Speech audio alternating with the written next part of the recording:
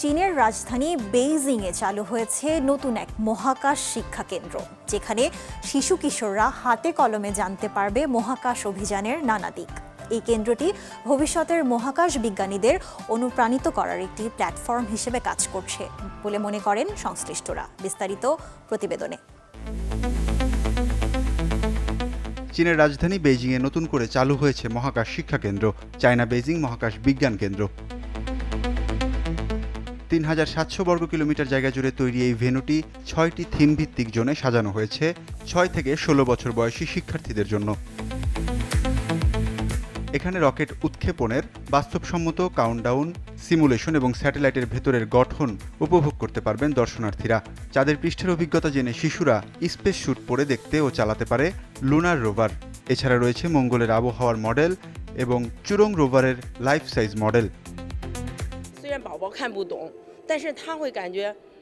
ছোট বাচ্চারা সবকিছু না বুঝলেও তারা মহাকাশের বিস্ময়টা অনুভব করতে পারে।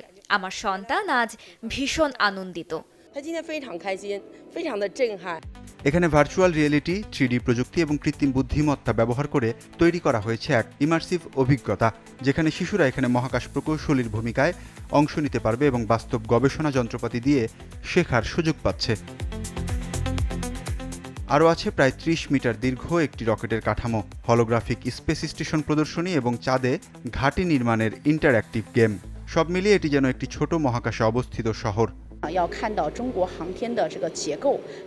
মানুষ এখন শুধু মহাকাশ দেখতে নয়, এর পেছনের বিজ্ঞান জানতে আগ্রহী। তাই আমরা আধুনিক প্রযুক্তি ও শিক্ষাকে একত্র করেছি।